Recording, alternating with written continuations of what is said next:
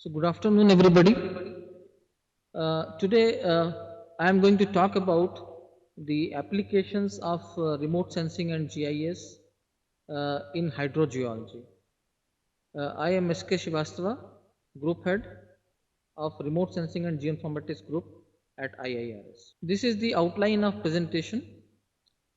First, I will be talking about some terminologies which may be new to many of you who are not from the geology background, and then we will talk little bit about the distribution of groundwater on Earth, and also with special reference to India. That means how much recharge is taking place in groundwater and how much is the annual withdrawal and so on. So we will have little bit discussion on this particular aspect, and subsequently we will talk about the hydrogeologic classification of rocks. That is what we follow in India.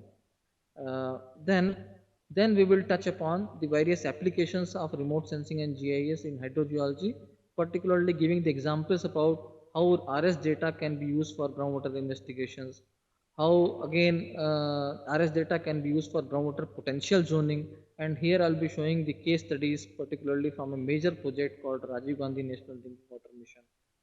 And after that we will have a couple of case studies on groundwater quality studies using GIS, and then I will also show some of the advanced applications of the RS data, particularly using the synthetic aperture radar data for detecting the land subsidence due to groundwater withdrawal, and also quantifying the terrestrial water storage from the space-based gravity observations. So this is what is this is briefly the outline which I am going to cover during my approximately 1 hour talk, and at the end of my presentation we will definitely take the questions coming from all of you.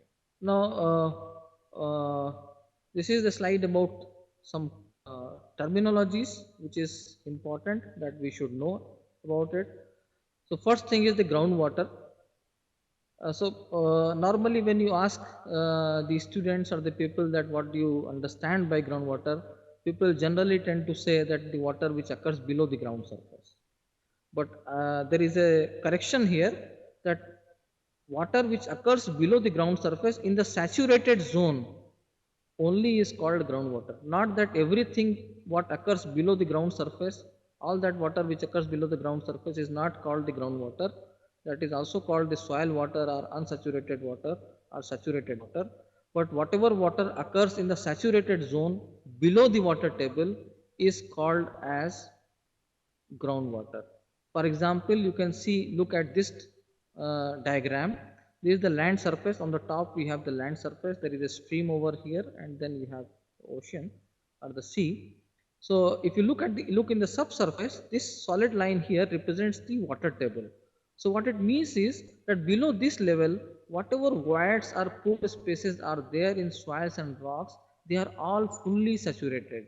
That means there is no fraction of the pore space basically is occupied by air. So the zone below which the pores are fully saturated is called the saturated zone, and the water which occurs in the saturated zone is basically called the groundwater. But in the zone which is above the water table, which is called as unsaturated zone or the vadose zone, there the water, whatever it occurs, it is called as vadose water or soil water or unsaturated zone water. So this is an important point to be remembered. Then second thing is hydrogeology. Hydrogeology is basically the study of distribution and movement of groundwater in soils and rocks of the earth's crust. So it is basically the science in which we study the distribution and movement of groundwater. And there is another terminology, because whenever we talk about the groundwater extraction from the subsurface, we always talk about looking or locating an aquifer. So this is a technical term which is used by all the hydrogeologists. Aquifer means basically a geological formation which is porous as well as permeable. Porous means there are wide spaces, that there are pore spaces in the rocks or the soils, and permeable means that the pores are interconnected so that the water can flow across the pore space. So for a formation, for a geological formation which has both porosity as well as permeability, good amount of porosity and permeability can yield good amount of groundwater. So such a geological formation is called as an aquifer. So this is an important point, that a porous and permeable geological formation which can yield good amount of groundwater is basically called an aquifer. So whenever we do any investigation looking for the groundwater exploration, particularly from that point of view, then we normally talk about aquifers. Now further, when we look at this cross section, geologic cross section, in the subsurface we do not get the homogeneous material. The material maybe at some place it could be the somewhat homogeneous material, but at many of the places or in general we do get the heterogeneous material in the subsurface.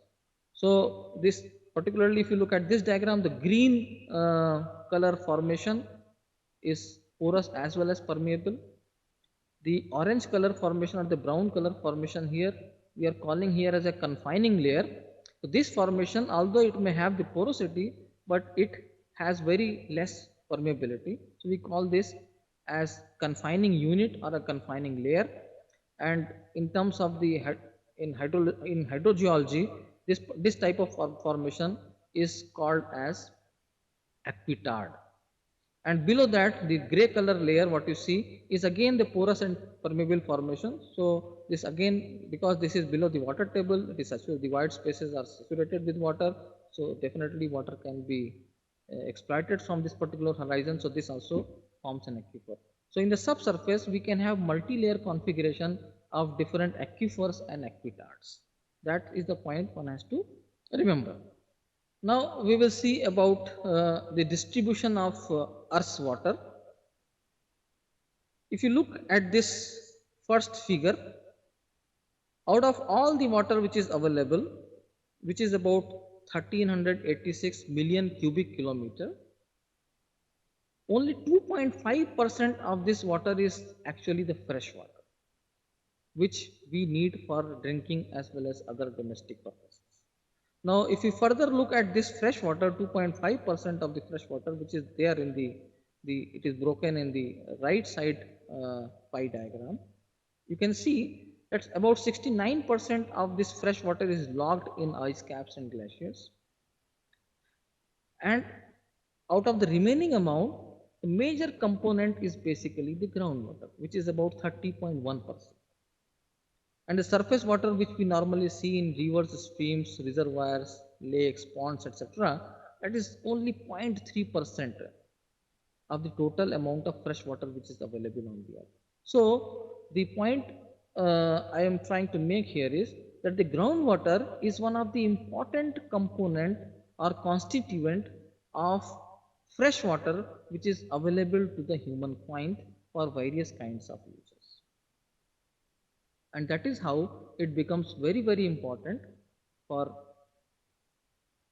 using it and managing it properly for our use. Now, if you look at the picture, what is there in India, this slide talks about the groundwater resources of India. So there are two things which are important, because groundwater is basically dynamic resource. Some part is static also, but mostly we basically try to exploit or take out only that water which is recharged every year due to monsoon or due to other artificial sources. Could be due to from the seepage from the canal bed, could be seepage from the river bed, could be return flow from the applied irrigation water, could be anything. Whatever water goes into the groundwater system, we call it as groundwater recharge. So it happens every year. So this quantity is something like 433 billion cubic meters. So Central Groundwater Board, they have estimated based upon certain methodology which is adopted in India. It is called um, the groundwater resource estimation methodology. So they have come out with this particular figure that about 433 billion cubic meter is the annual groundwater recharge which takes place in the country. And then when you talk about the total water which is being taken out from the aquifers, it is estimated that about 231 billion cubic meter is the quantity of water which is taken out. So, and out of this 231 billion cubic meter, you can see here irrigation water which is used from the aquifer, it constitutes something like 92% of the total water which is taken out, and only 8% is basically being used for the domestic and industrial purposes. So what it means is that the water requirement or the water use for the irrigation sector is much higher than what it is for domestic and industrial purposes. So if you see the groundwater recharge 433 BCM, the groundwater draft 231 BCM, so total water which is left over which can be further used for the developmental activities or for our use, it is 168 billion cubic meter. Now, if you then there is another thing which is called a stage of groundwater development. It means that the basically the annual groundwater draft, that means 231 divided by the annual groundwater recharge, that is 433. So that figure will come out something like 58%. So overall, basically 58% of the annual groundwater resources which is recharged into the aquifer system in the country is basically utilized. So one way, by looking at this lumped figure, one can say that yes, this scenario, the groundwater situation is very good, because still something like 42% is left over for further use. But actually, the distribution of the groundwater is quite heterogeneous or non-uniform if you consider it spatially. Some places where a lot of water is available, possibly there is not much use, and so water goes as a, let us say, waste, in the waste form, or it is not being utilized properly. Some places what is happening, it is being exploited, the groundwater is being exploited like anything. So the amount of extraction becomes basically larger than what it is getting recharged either naturally or artificially. So you can see also here that number of overexploited units, something like 15% of our country is basically constitutes the area in which overexploitation of groundwater has taken place, and many of these places the water is going down, and particularly in the northwestern India around major cities and all, the water table is declining at a very alarming rate. So such kind of situation is arising because we are pumping more groundwater than what it is getting recharged into the aquifer system. So this is the overall picture about the groundwater, and now we shall discuss about the hydrogeologic classification of rocks. As per Central Groundwater Board, which is given here, CGWB in short it is called, Central Groundwater Board. It is an organization under Ministry of Water Resources in the Government of India. So they have classified all the rock formations in the country basically in two groups. First group is aquifers, which are there in porous formations, and the second group of rocks, they come under the category of aquifers in fissured and consolidated formations. Now in the first group, which is the aquifers in the porous formations, these formations, they contain primary porosity and permeability. While in the second group, the fissured or the consolidated formations, they contain only the secondary porosity and permeability, and primary porosity permeability is negligible. What it means is that if you are looking for groundwater in the second group of rock formations, then in that case we should either look for the weathered zones in which lot of weathering has taken place, so that the secondary porosity permeability is created, or in the fractures which are present in the rocks. That is another possibility, because they form subsequently to the formation of rocks. That is why they are called as, it is called as secondary porosity permeability, or it could be because of solution activity, particularly in the limestone rocks. So within each group again there are further classes. So in the first group there are two classes: aquifers, which are there in the unconsolidated formations, particularly formations which are there in the quaternary age, Quaternary basically is the period in the geological time scale, which means that the time younger than 1.8 million years or so. That comes under the quaternary period. So the formations, the all the soil and let us say the other formations which are there in this is classified under the porous formations. And the second category is the semi-consolidated formations. There some primary porosity permeability is still maintained in the rocks, not that everything is lost because of the consolidation, but some part is still maintained.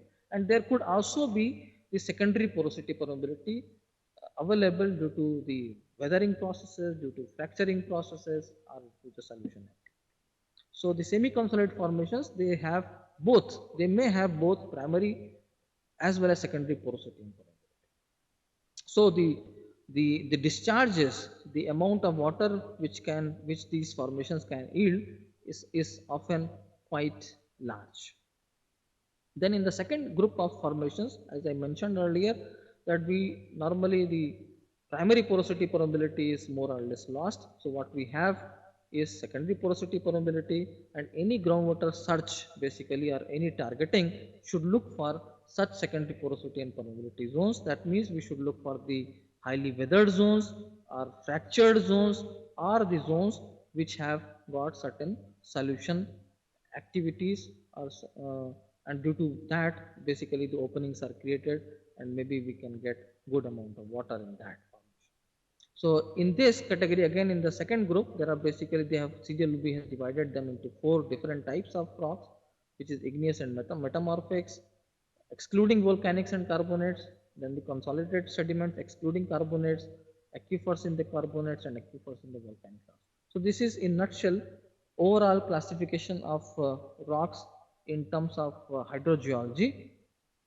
Now, if you look at the distribution of these rock formations, which we call it as groundwater provinces, so what you see here is that yellow color and orange color and also the brown color, uh, brown colors formation, brown color formations, they are falling in the first group of rocks, that is the aquifers which are there in the porous formations. So you look at this, look at the India map, the yellow color areas and the brown color areas and also the orange color areas, these are the areas which fall into the first group, and we have good amount of water, groundwater available with us, which can be tapped for various purposes.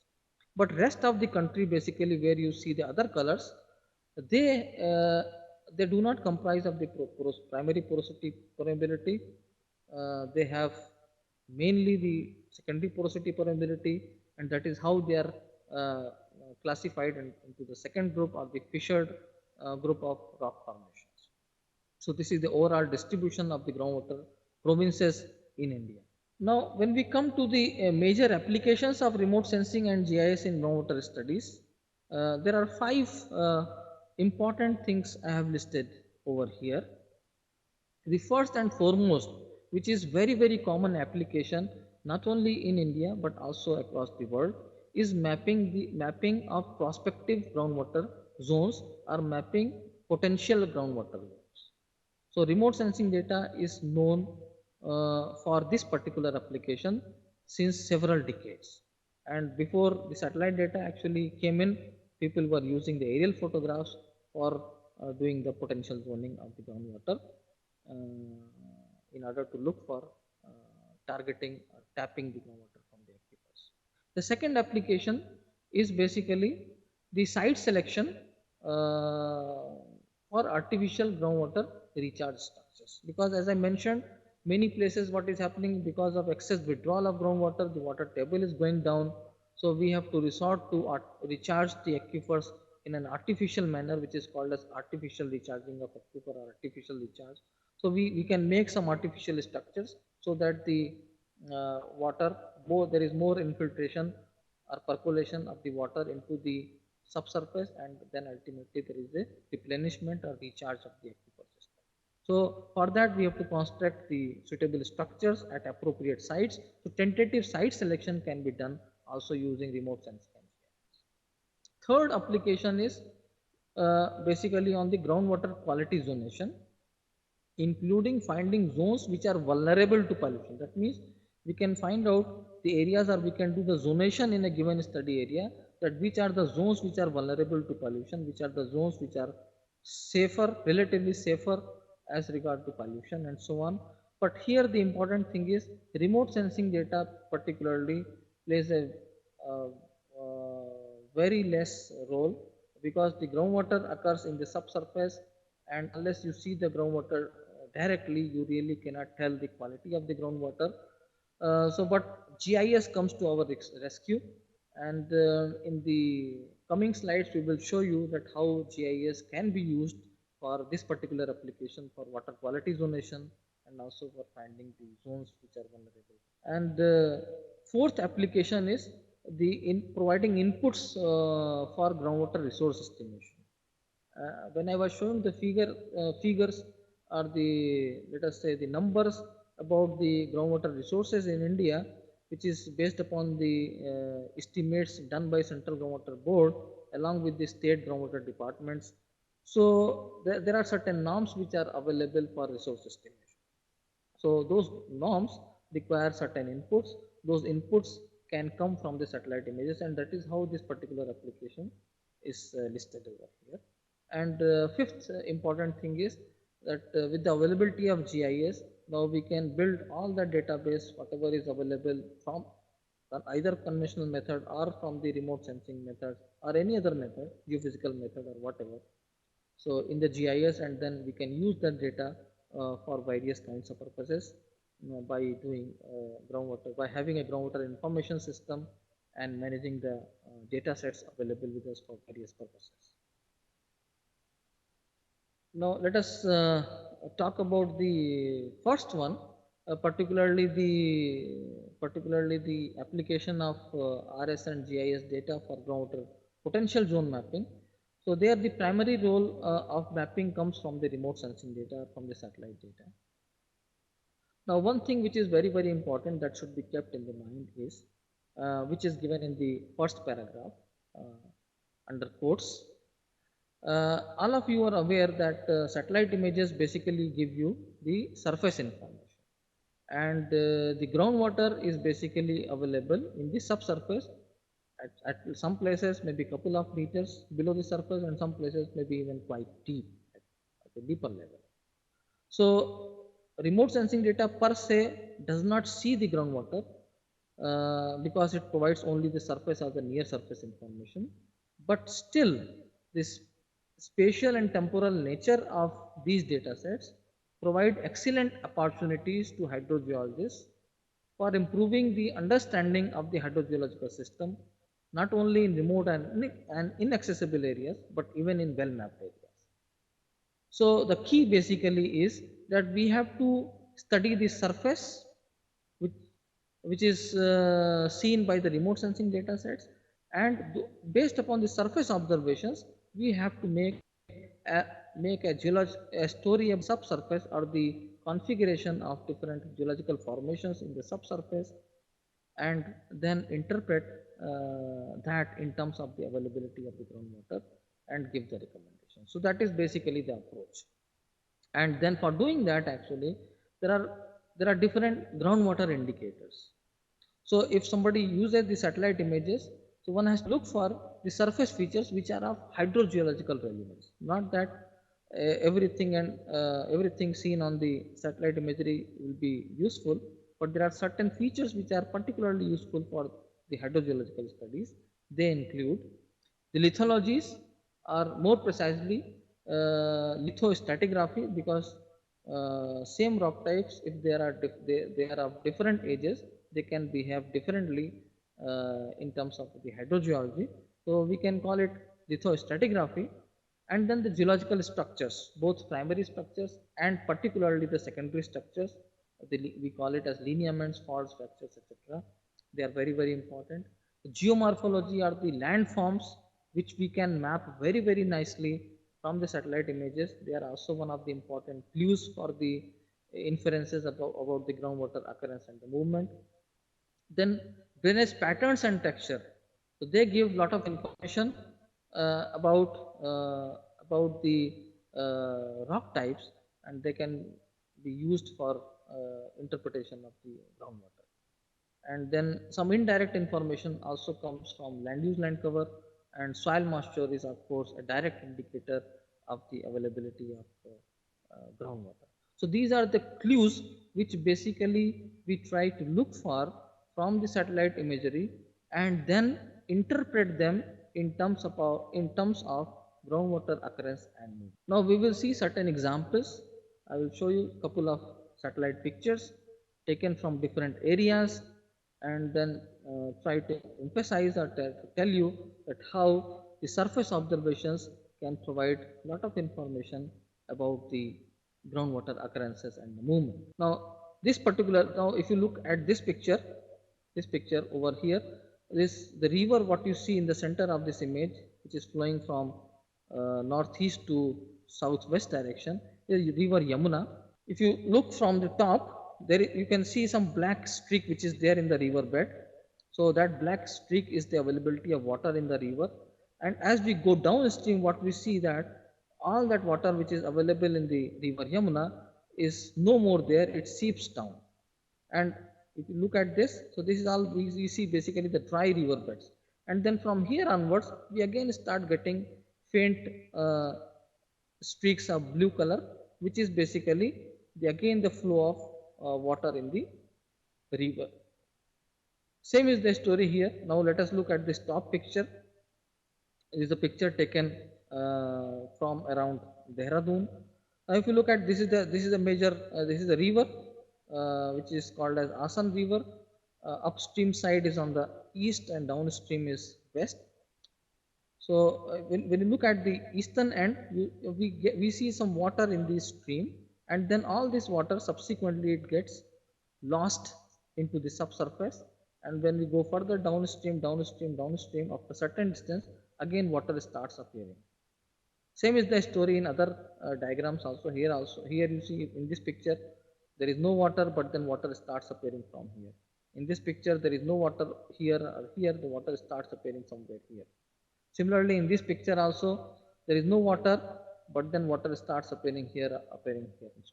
So this kind of appearance or disappearance of water in the stream can be interpreted in terms of the interaction between the surface water and the groundwater. If now, for example, if the stream is losing the water, that means water is slowly disappearing downstream. What it means is that the water table is actually deeper than the stream bed.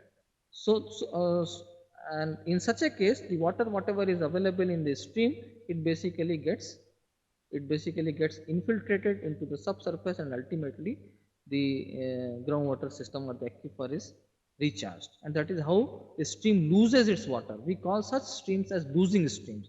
So the indirect inference about this particular disappearance or the losing of the stream is that the water table is at deeper level, and such zones, they are good recharge zones. So when we are looking for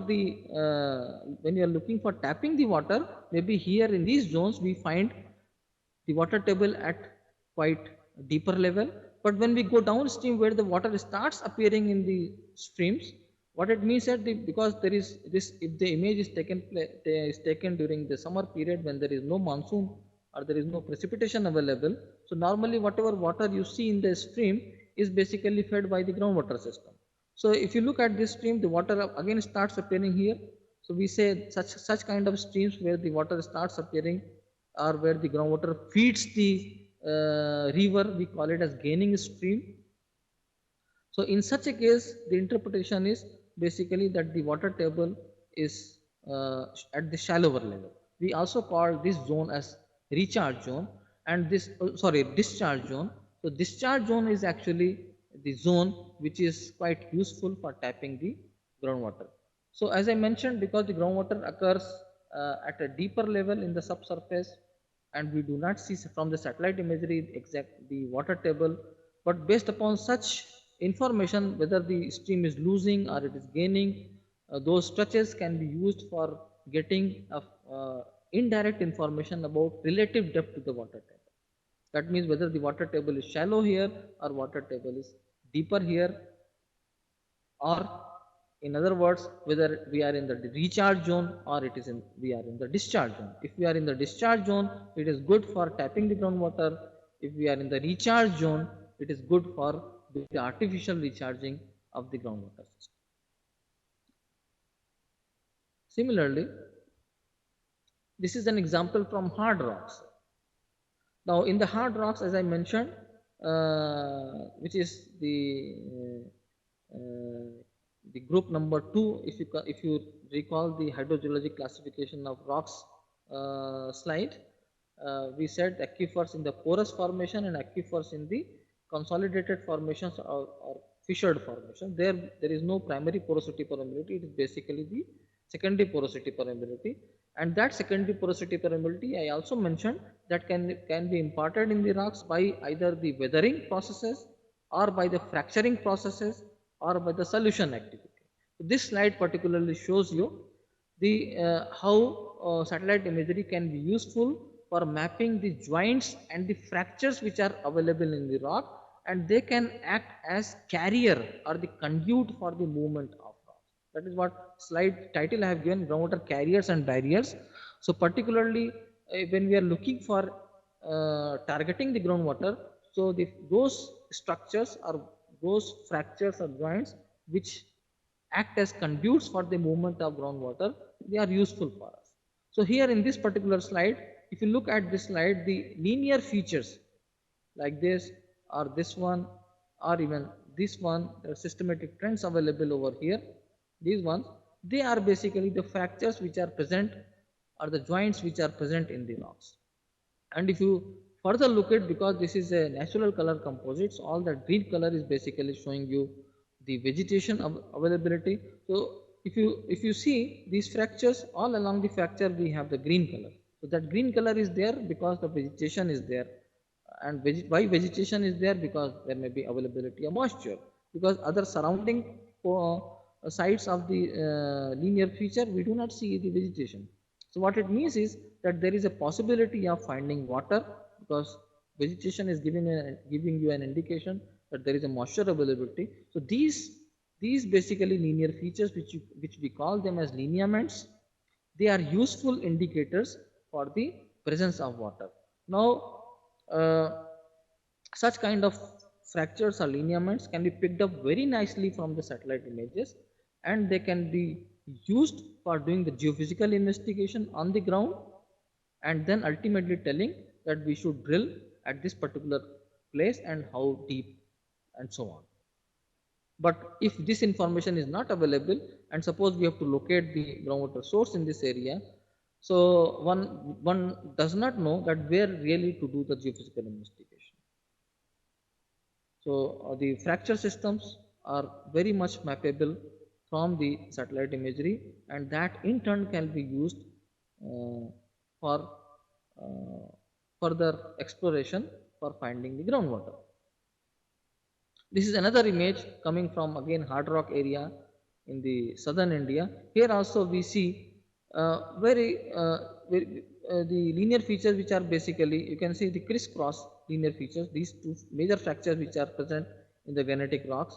And it is important to note here that particularly the intersection of the fractures, like this place is the intersection of two major fractures. So intersection of the fractures, these are the important places for suggesting for further exploration to for groundwater exploration.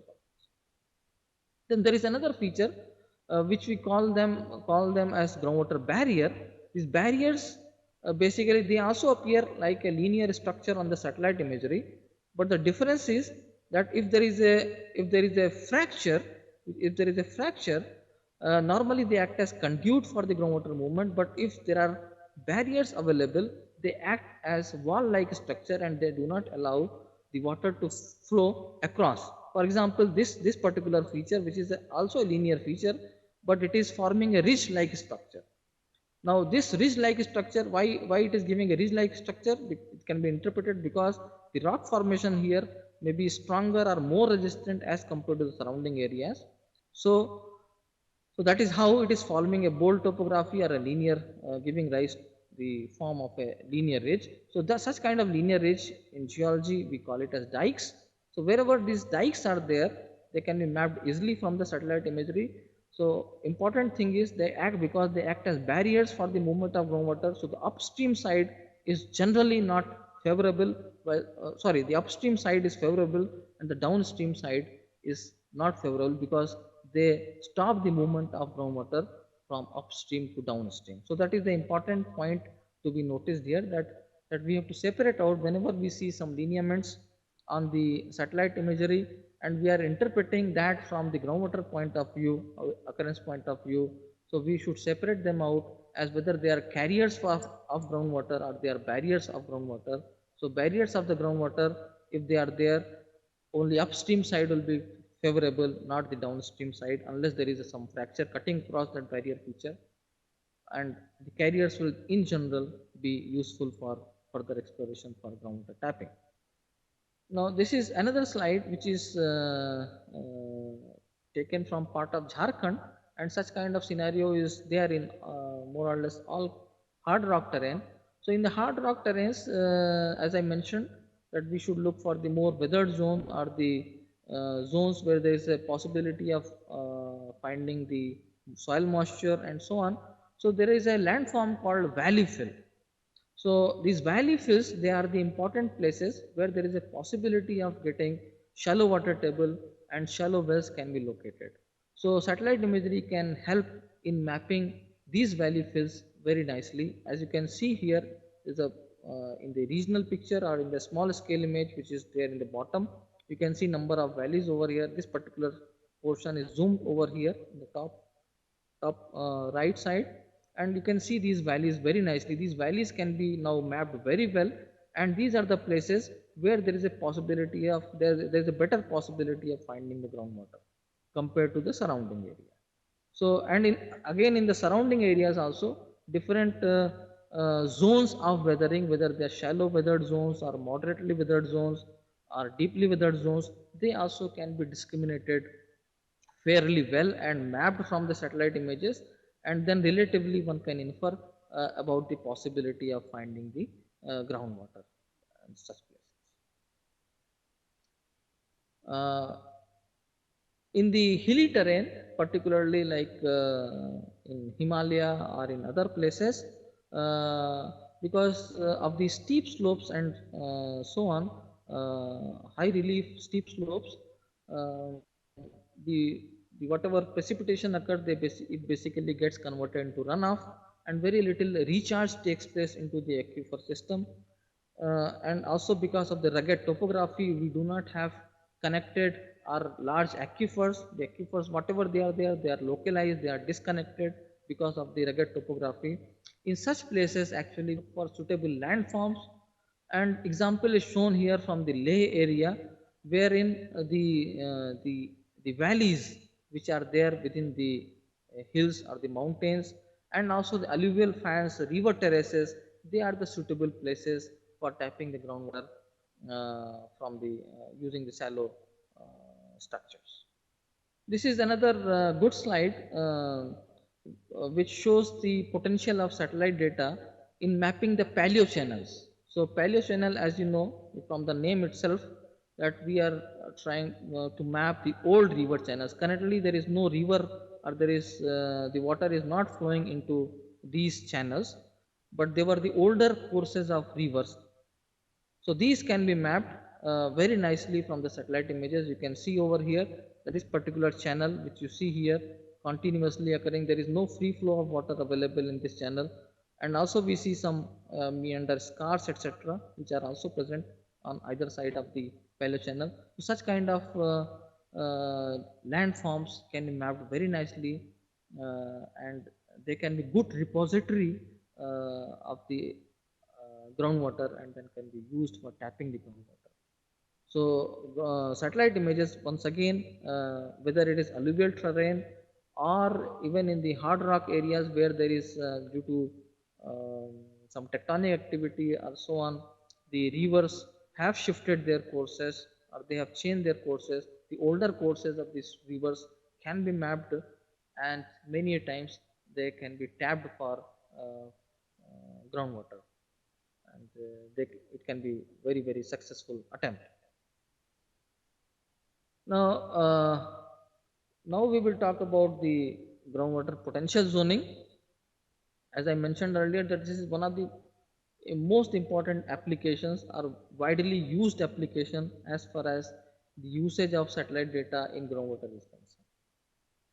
And people have started using the aerial photographs and the satellite data from 60s and 70s, and still the use is there at many places.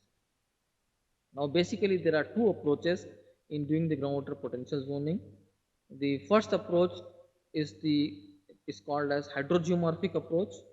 It is also called as segmentation approach, wherein satellite imagery is basically used for dividing the area into different zones, and then those zones they are interpreted in terms of relative availability of groundwater, and that is how the potential zoning can be done.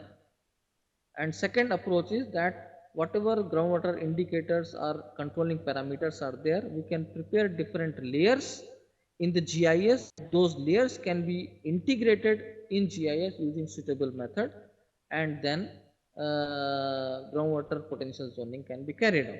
So I'll be showing you both the approaches, what is done with some example. For the first case, actually, it's a major project called Rajiv Gandhi National Drinking Water Mission (RG and DWM) project, which was taken up by Department of Space at the request of Department of Ministry of Drinking Water and Sanitation of the Government of India to provide safe drinking water sources to the habitations, the problematic habitations in the country. And it was a major program which was started sometime in early 99, and it continued till 2 years back or so, and whole country basically has been covered, and groundwater prospects maps have been prepared on 1:50,000 scale using satellite imagery, using different other data sets which is available, using well data sets which is available with the state government departments and so on. So this was a major program in which not only the ISRO centers, but also state remote sensing application center, state groundwater departments, they all universities, they also participated in this particular program, and the mapping for the entire country has been done. And the second one, a small example of Dehradun Valley, I will be showing you, wherein GIS can be used for mapping the groundwater potential zones. Now coming to the first one, as I mentioned, that Rajiv Gandhi National Drinking Water Mission. This was sponsored by Ministry of Drinking Water and Sanitation, Government of India, and National Remote Sensing Center was basically the coordinating agency or the nodal agency for doing this program. Now, as far as this project is concerned, there were basically two objectives. One was that we have to prepare the groundwater maps on 50,000 scale using satellite and ancillary data sets, which will show the potential zones of the groundwater occurrence. And the second objective was to find out or to suggest tentative locations for establishing the artificial recharge structures. So these were the twin objectives, because not only we have to locate the potential zones where the groundwater can be tapped, we have to also suggest the recharge structures because of the decline in the water table which is going on, or which has started in recent times. So these are the twin objectives. And now, as far as the approach is concerned, what has been done is the satellite imagery is taken along with the ancillary data, whatever was available, particular geological information, and also the well information which is available with the State Department or Central Groundwater Board. Those information are they were put up in the form of 4 different maps. These maps are basically called we were calling it as geological map overlay, or let us say rock types map. The second map is the geomorphological or the landform map. Third map was the geological structures map, and the fourth map is the recharge conditions map, wherein the data about the let us say the precipitation in different precipitation distribution, the whether the area is canal irrigated or it is irrigated by the groundwater system, or wherever the wells are there, what is the depth to the water table, what is the total depth of the well. That kind of information was put in this particular map, which we were calling it as hydrological map overlay. So if you have these are the four major controlling parameters. If we understand the distribution of these four controlling parameters to a large extent, we can basically infer about the groundwater occurrence and movement. So using these four controlling parameters, which were characterized from the satellite data and ancillary data, the potential zones were identified, and also tentative locations for putting up the recharge structures, they were also identified and shown on the map. Now this is one example which I am showing you here, which comes from the Andhra Pradesh state, part of Khammam district. Uh, Now satellite imagery was used to prepare those four main layers or main controlling parameter layers. So this is one such layer, lithological map, where the distribution of the rock type is shown. The numbers here basically they are representing the rock types. And then similarly, the satellite data is used for mapping different landforms. So the alphabetic codes, what you see here, SH or PD or PPS or PPM, they are the different types of landforms which are there occurring in the study area. Then third map is basically the structural map, which is again primarily coming from the satellite imagery, wherein the carriers and the barriers of the of the groundwater movement, they were mapped. The carriers were basically the lineaments, interpreted either as faults or fractures or simple lineaments, and barriers they are shown basically as red lines. So in all the maps basically standard symbology was adopted. The blue color lines in the map is basically interpreted as the carriers of the groundwater movement, while the red color lines they are interpreted as the uh, barriers for the groundwater movement. And then similarly the fourth layer is basically the hydrological map, in which all these streams uh, which is interpretable from the satellite imagery. It has been shown in the cyan color or blue color lines over here. The rivers are shown, and also in the later phases we also try to characterize the streams, whether they are perennial streams or they are ephemeral streams, because as I mentioned earlier, that this can give lot of information about the groundwater occurrence in the area. Then then the well information, you can these are basically shown here as symbols. Some symbols are shown. These are the well information, wherein the what is the yield of the well, what is the depth of the water table, what is the total depth of the well. This was all indicated either in the form of color or by numbers which is written on the side of the well. And apart from that, it was also showing the canal irrigated areas, the groundwater irrigated areas, and so on, which can be used for interpreting the recharge status or recharge condition, and also the exploitation status or the stage of groundwater development. So this is the base map for that area. Now if we have those four controlling parameter maps, that means the lithology map, the structural map, the landform map or the geomorphology map, and the hydrological map, all those four maps can be combined together to prepare this kind of map. So this is the full map. If you look at it, the left side basically contains the map part, and the right side basically contains the legend part of it. It is not readable, but next slide I will show you what kind of information is contained in the legend. But important thing is we have followed a color scheme, which we call it as Vibgyor color scheme, in which red color basically wherever it is there, these are the areas which essentially act as runoff zone, or there is a very limited or poor groundwater prospects. Whereas when you go from the red to orange to yellow to green to blue to violet, the prospects goes on increasing.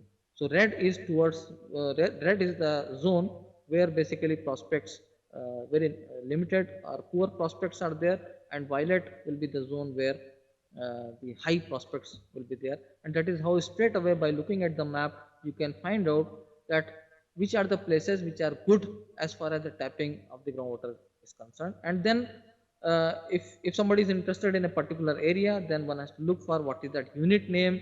That name can be again referred in the legend, and then for one can look at the further details, whatever kind of information is given, that can be used by the local departments or the public for putting up the wells.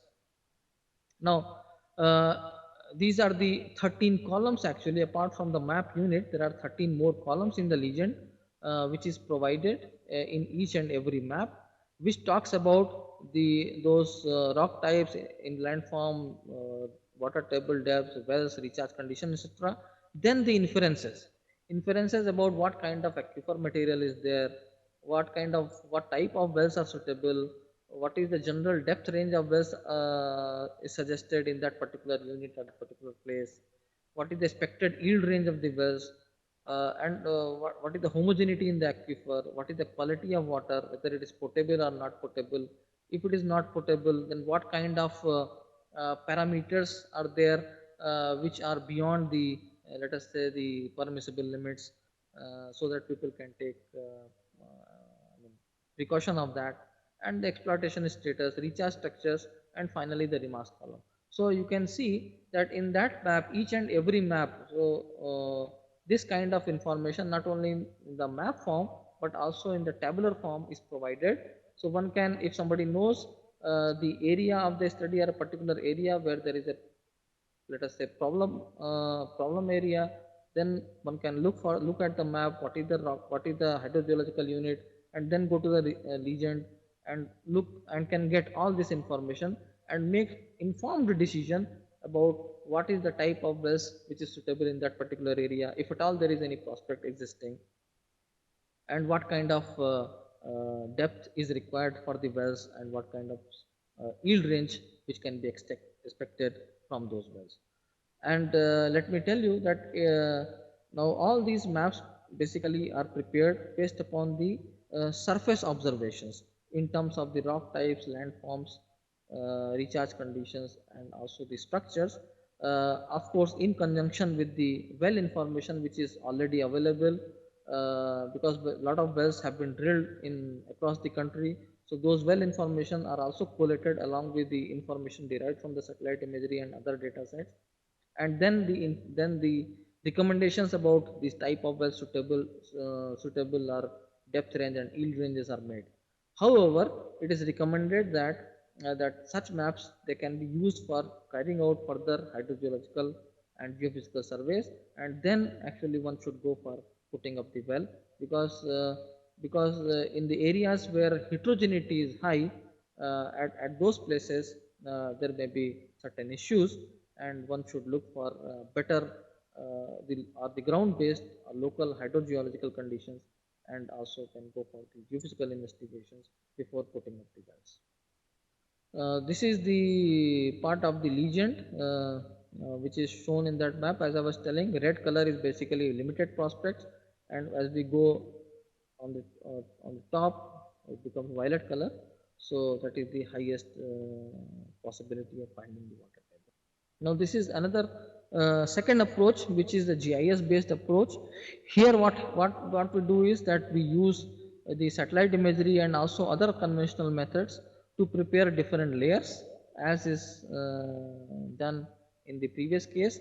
But here the number of layers can be many, because GIS can handle nowadays number of layers, and that can help in further characterizing the groundwater occurrence or the availability. So here the case example is shown particularly for the Dehradun Valley, in which you can see there are 9 maps. Each map is basically representing a controlling parameter, or let us say an indicator. It is acting as an indicator, or it is a, let's say the input parameter which has been used for integration for finding the water potential zones. So first one map is the geomorphology map, then we have the lithology map or the rock type map, then we have the depth to potentiometric surface. Now this map is not coming from the satellite data, is coming purely from the ground based observations. Now this is the distance to aquifer boundary, distance to perennial streams, distance to valley axis, slope, drainage density, recharge source and so on. So all these 9 maps, they are prepared from different sources, from satellite imagery and so on, and digitized in the GIS environment using a suitable GIS package, and then integrated uh, using a methodology called index overlay method, and weightages were given to different layers and also to different classes within each layer, and one can get this kind of map where the color coding, if you can see, the blue color is basically the highest possibility of finding the water, and red one is the lowest possibility of finding it. So this is another way of preparing the groundwater potential zone map or groundwater prospects map, and that can be used very well by the user, that whether at a particular place uh, uh, it is suitable for tapping the groundwater, and if it is suitable, that actually uh, what kind of possibilities in terms of the yields and the depth of the wells exist can be obtained by combining both the approaches. Now the another application is the groundwater quality related studies. Here, as I mentioned earlier, the remote sensing data sets, they basically have very limited role, but the GIS comes into the picture, and there are three things which I have mentioned in this slide, that one can use GIS for preparing the databases about the quality parameters which are measured by the by using conventional methods. You may be aware that with all the state groundwater departments or with the central groundwater board and other concerned departments, they do conduct, after drilling the well, they do conduct in many of the wells the quality studies of the water, groundwater, and those quality parameters, they are available in the tabular form or in the form of some paper records. Those paper records now can be converted in the digital form using a GIS package to have a database. That is one thing, and then can be accessed at any point of time to provide the suitable information, whether it is that what type of well, what is the depth to water table, what kind of screen has been put, and so on. So that database will serve that purpose. Secondly, once we have these databases available, we can also prepare the spatial distribution of the groundwater quality parameters. For example, if we want to prepare a spatial distribution of fluoride concentration in groundwater, so if we have the database available about the fluoride concentration, we can use it in the GIS and prepare a map for fluoride distribution. If you want to prepare a map for total dissolved solids in a given area, then one can do that if provided databases. So that is the second application. That means one can find out the spatial distribution of groundwater quality parameters, individual parameters, and secondly, if the individual parameter sets are available, then one can combine again in the GIS to find out the problem areas or the polluted areas, or let us say contaminated areas, and the safe areas. And also in the contaminated areas, what kind of problem is there, whether it is a fluoride problem or it is a TDS problem or it is a arsenic problem, or it could be a combined problem because of couple or several of parameters. Those kind of information one can get it one when one has the database and does the analysis in the GIS. And third thing, which is also not very common in India but very common particularly in US and abroad, that one can use the GIS for mapping the zones which are vulnerable to groundwater pollution from various purposes. So I will show a couple of case studies on these two aspects. Now the first one is basically the case study coming from Chhattisgarh, part of Raigad district, which was done by one of our students. He is also a scientist in Chhattisgarh Remote Sensing Center. This work was carried out when he was here with us at our institute for the MSc work, for the MSc course. Now here, in one particular block which is called as Tamnar block in Raigad district, which was taken up study area, only one well was reported to have the fluoride concentration in excess of what is required actually, or what is desirable. So it was taken up because we suspected that possibly there could be many more wells or many more places where there could be a problem of the fluoride. and there were also reported incidences of dental fluorosis or the skeletal fluorosis. You can see, look at the pictures of the children and the people over there, that the fluorosis is prevalent there. So we have taken a systematic study. So what we did is we collected the samples, water samples from the wells at different levels, and analyzed them in the laboratory. And it was done during different seasons. It was done during pre-monsoon season, it was done during monsoon season, it was done during post-monsoon season, and so on. So once we have the data sets, all the data set were digitized in the GIS environment, and then GIS was used for the spatial distribution of the parameters. In this particular case, the map which is shown here is basically showing you the fluoride concentration, and this also the spatial distribution. The red color is the area which is affected by the fluoride contamination, and also the yellow color area is affected by the high fluoride concentration, and remaining areas are either safe or they have the lower than the desired concentration of fluoride. So once we have the data set available in GIS, one can represent them in spatially and then tell that this is basically, these are the areas which will be affected or which are affected by high concentration of fluoride. This is the situation in the pre-monsoon period. Similarly, there is, one can prepare a map for post-monsoon period, one can prepare a map for the monsoon period, and so on. So once we have different season maps, all those maps can be combined together, and we can also prepare in the GIS again, we can prepare the health risk map. So here what we are showing is that the red areas are the areas where there is a possibility of skeletal fluorosis.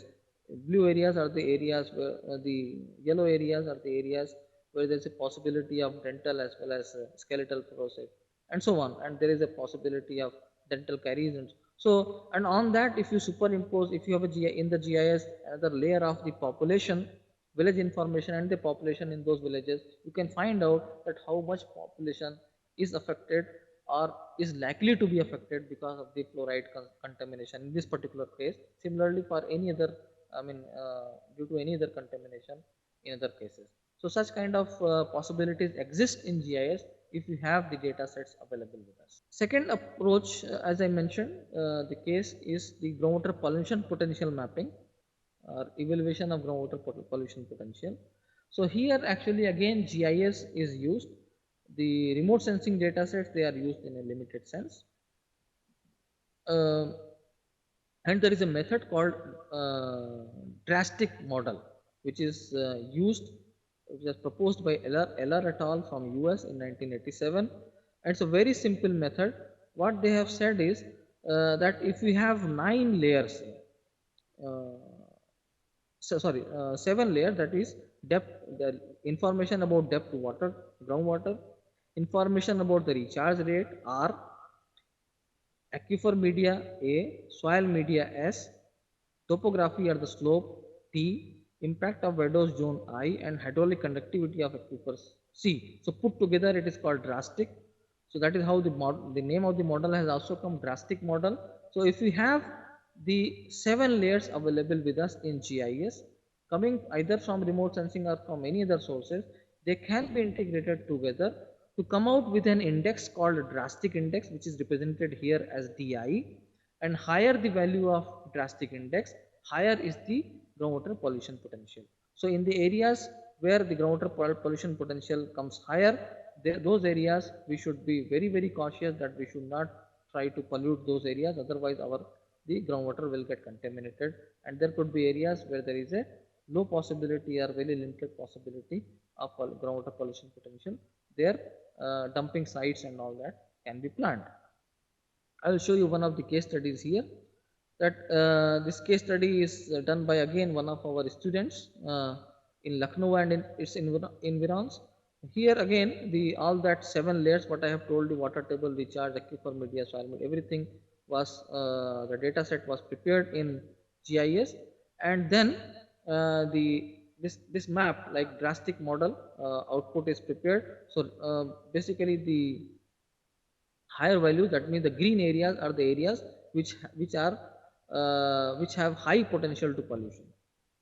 Now if we further add, apart from these 7 parameters, if we further add the anthropogenic impact or anthropogenic possibility of contamination from some other data sets which if it is available, and it is added apart from 7 layers, if we take 8 layers in which anthropogenic impact is also included, this kind of scenario comes into the picture.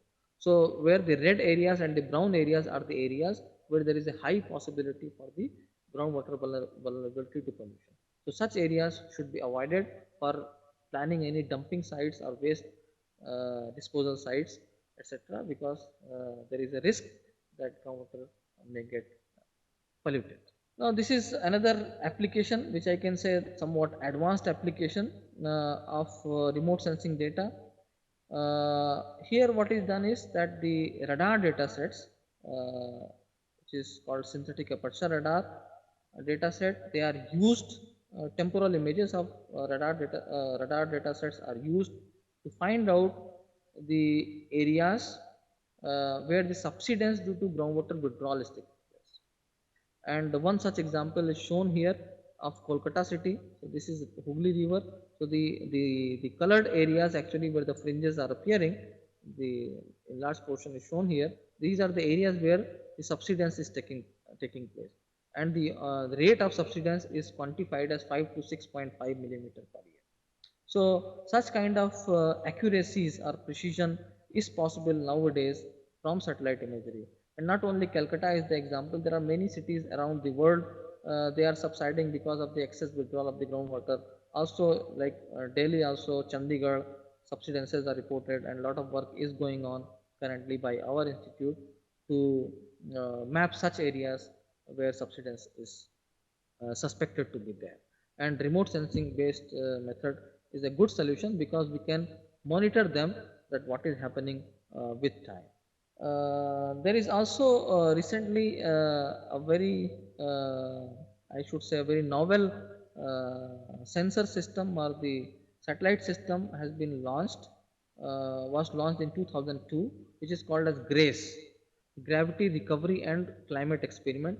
Now, these GRACE data sets scientists have used for quantifying the spatio-temporal variations in the terrestrial water storage.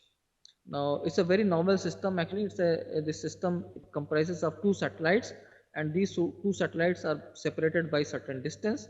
Now, when the satellite moves over the Earth, because of the mass changes in the Earth, the distance between the 2 satellites, they change, and that change in distance is basically related to the change in the mass, and in turn to the change in the terrestrial water storage. So that is how the whole data is a very complex processing, but the data is processed, and spatio-temporal, not only with time but spatially also what changes are taking place can be monitored. One important thing is that it does not give the information, separate information about the groundwater. It gives the overall changes in the terrestrial water storage. So the results whatever we obtain in this should be used in conjunction with, let us say, the other hydrological models, so that we can come out that what are the changes due to the groundwater withdrawal or due to the groundwater recharges. So one such example I am showing you here is this one. This is the change in the terrestrial water storage from November 2007 from November 2002 to 2007. That means the data set of November 2007 is subtracted from 2002, and that is, and so we see some colors over here over India. So red colors are the areas where there is a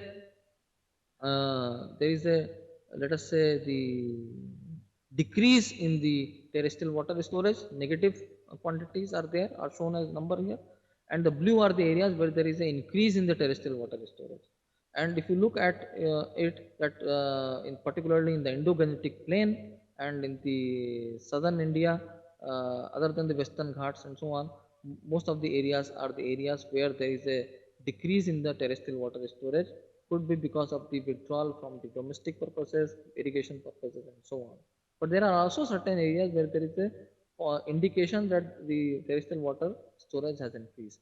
Now this data set can be combined with other data sets, and exactly we can find out that why there is a decrease and why there is an increase and so on. So thank you very much. This is all I wanted to say.